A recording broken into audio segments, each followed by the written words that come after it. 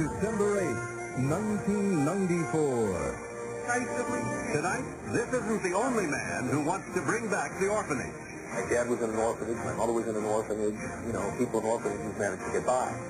Chicago's public guardian, Patrick Murphy, who isn't afraid to take children away from their parents. Just because a person has sex with someone else and has a kid doesn't make them a parent. This tough-talking advocate could be an abused or neglected child's best friend. But he's also made some enemies, such as the social worker who recommended therapy for a child molester. So I said it just before after we casted the guy. It's a fact of football life. A lot of players are getting smacked in the head. We play a sport that is very violent and very vicious, so those things happen. Tonight, John Quinones says, is head trauma just part of the game? You've suffered through 4 of these concussions. What is it going to take to make you quit?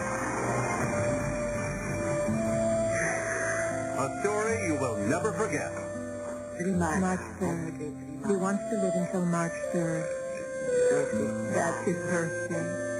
Amid the debate in America over doctor-assisted suicide, a story all of Europe stops to watch. 2 people and their doctor face the most important decision they'll ever make. We're doing this together. And a loved one leaves a final message. Plus, cost-cutting in the new Congress. Just how serious are they about those high-flying government perks? From ABC News, with anchors Diane Sawyer, Sam Donaldson, chief correspondent Chris Wallace, Judd Rose, Sylvia Chase, John Quinones, and Renee Poussin, this is Prime Time. Good evening. Diane is off tonight. You've been hearing a lot of people call for the return of a 19th century institution, the orphanage. Well, long before the idea took center stage here in Washington, the state of Illinois was already considering it, in part because of one man's work, a man some call the scourge of the child welfare system. As you're about to see, he is a crusader for children on the streets of Chicago, a fighter for kids who irritates many adults. And as Renee Poussin reports, it is a job he takes very seriously.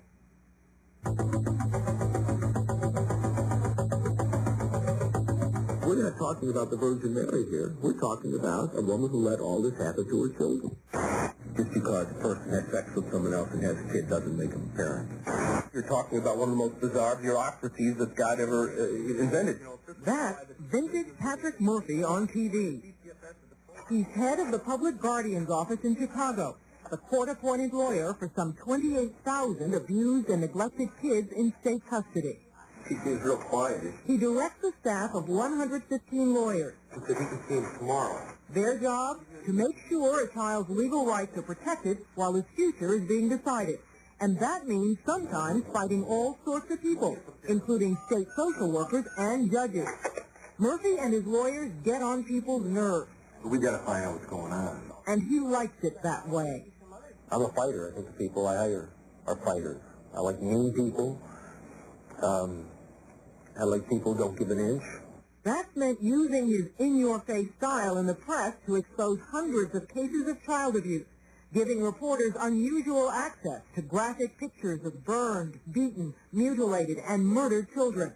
It's meant upsetting the very people he's supposed to be working with, like the time he was debating what to do with a father who sexually abused his 6-year-old daughter, and someone suggested therapy for the dad. I looked at her, and there were about 20 social workers on the table. I said, it's just before or after we castrate the guy. Actually, I said something stronger than that, which is one reason I said cut his D off. Well, of course, I was looked at as a Neanderthal and a thug.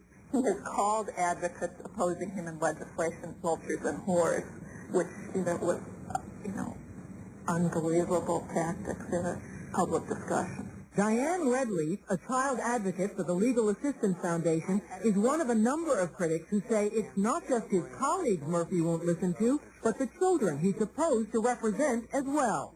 He doesn't regard his clients as people. He doesn't treat the children as if they have feelings about their family. The same upper-class liberals who sit around upscale restaurants eating scrawny food and drinking white wine and say that these kids should go back to these parents who abused them would never permit a relative to go back to a parent who had done something like this. Murphy says that kind of thinking that ultimately hurt kids is everywhere he turns. Take the case of Mary Barfield. She found herself caring for 5 small children after their crack-addicted mother ended up in prison. They lived in this run-down apartment building. Last February, the State Child Protection Agency came and took the children away, claiming Mrs. Barfield didn't have the money to support them. That's true, but the fact is, the same state agency had refused to provide child support. According to the rules, only a parent can collect those payments, not a caregiver. Murphy says that's nonsense. Here's this heroic woman who's always had these kids, and the kids love her, and she loves the kids. They said, oh, no, she's not a parent. And she's as close to a parent as they'll ever get. And that's why I say the system is crazy.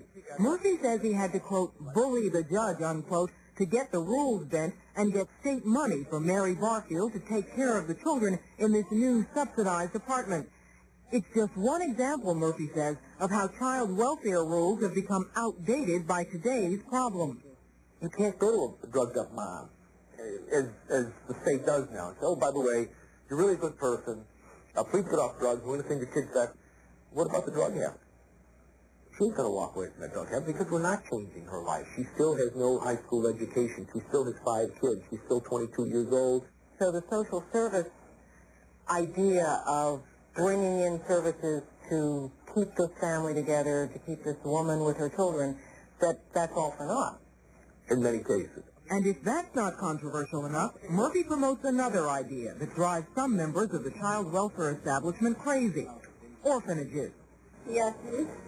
A 19th century invention largely abandoned, critics say, because of their regimented, uncaring treatment of children. It's a pejorative word. The orphanages today are a series of group homes for 4 or 5 kids who live with house parents.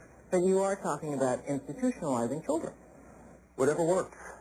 Patrick is an advocate of orphanages. We are not advocates of orphanages. It seems as though there is this national feeling or sentiment to try to boot camp every problem. Reverend Tavis Grant works with many troubled families from Murphy's office and generally agrees with Murphy's ideas, but not this one. As orphanages fill up again, Grant says, it will be with a lot of African-American kids, since they make up most of the children under the public guardian's wing. An orphanage is not bringing a child up in an atmosphere where there's a family, where there are role models. My dad was in an orphanage. My mother was in an orphanage. You know, people in orphanages managed to get by. Murphy's parents had 8 children and lived in a working-class neighborhood on Chicago's South Side. His mother was a homemaker, and his father a streetcar driver. With 10 people crammed into a small brick bungalow, Murphy's family, his sisters and brothers, became tight-knit. And as a husband and father of 2 sons today, Murphy works to recreate that closeness, that sense of strong family involvement. Back low, Matthew. In his own unique way. Murphy approaches being a parent and sometime coach of his son's junior high basketball team with the kind of full speed ahead, in-your-face intensity that marked his own childhood. Go! As a kid, Murphy considered becoming a priest like his older brother, but after 5 years in a seminary, he quit and eventually became a lawyer. He worked for a number of so-called Great Society legal programs, many involving children, and for years he was a hotshot lawyer with all the right answers. Patrick Murphy even wrote a book about kids in the justice system.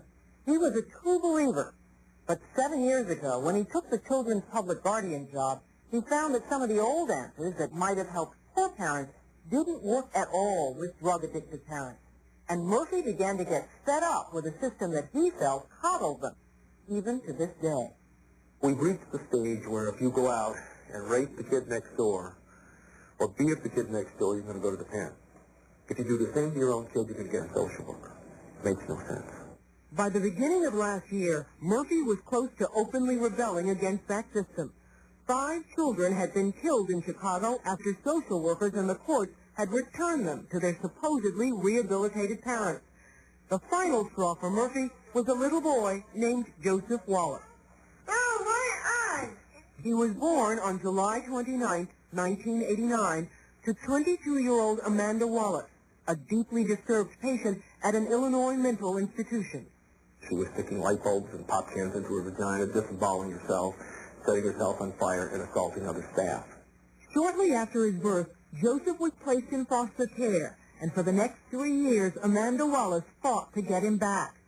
On February 16th of last year, the state of Illinois said that Amanda's mental problems were under control and that she should take Joseph home.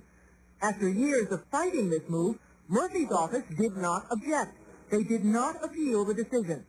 9 weeks later, police found the 3-year-old with an extension cord wrapped around his neck, his body hanging from a doorframe. Police charged his mother with the murder. Cases like this, make you want to go home and cry, makes you want to get out of the system. Patrick Murphy was the first public official connected with the case to come forward and accept blame for the tragedy. Had I appealed it, I think Joey Wallace would be alive today, and I blame myself. But Murphy's acceptance of blame soon turned into what his critics called grandstanding. Murphy told the press that he'd personally pleaded with the judge not to send Joseph home. But a special investigative commission found that Murphy was not even in court for the Wallace custody hearing. In point of fact, you never were in that courtroom? No, I was in the courtroom, in fact, and I just wasn't on the record. The irony, they criticized me by saying, well, he said he was in court, he wasn't in court. What's the difference whether I was in there or not? When I said I made a mistake. The difference is that you lied. Well, I didn't lie. The special commission said he did. Murphy claims the commission was out to bash him, citing its criticism of his office for being too, quote, belligerent during the Wallace case. If anything, Murphy says, it was the other way around. The system failed Joseph because it was not aggressive. Everyone went along with everyone else. So we failed Joseph because we were not belligerent enough, we were not aggressive enough. Murphy's office now fights with a vengeance to see that children are not returned to families that might endanger them. In the last few months, over 90% of children targeted for family reunification in Chicago have not gone home. But some say the net that seeks to prevent another Joseph Wallace case snares many kids who could safely return to their parents. By touting the Wallace case so much as a basis for reshaping the system, I think Patrick made a very serious mistake. It's a very, very unusual case. What not some people argue, though, if even one child gets hanged, that it is worth shaking up the system, putting forward that extraordinary case. And you need to sit around the courthouse while you feel that way and watch children ripped from their families by the system. But Murphy says when he sees another dead baby wrapped in a filthy blanket, being carried away from its garbage dumpster grave, or when the calls keep coming day and night with case after case of children being brutalized or simply abandoned to survive or die on their own, or when he remembers the small grave and its marker with the name of Joseph Wallace, Patrick Murphy says he has no more time left to worry about what his critics say. I'm a lawyer representing a client as best as I can. The fact that my clients are not considered important by the rest of society makes them even more important to me. That's my job, and goddamn it, that's the job I want to do. And, I don't have to be reasonable. I don't have to be liked. I don't have to have fans. Murphy says his first choice for displaced children is quality foster care. But without good home settings for preteens and teenagers, Murphy believes orphanages are a real alternative, even if some people do think that's heartless.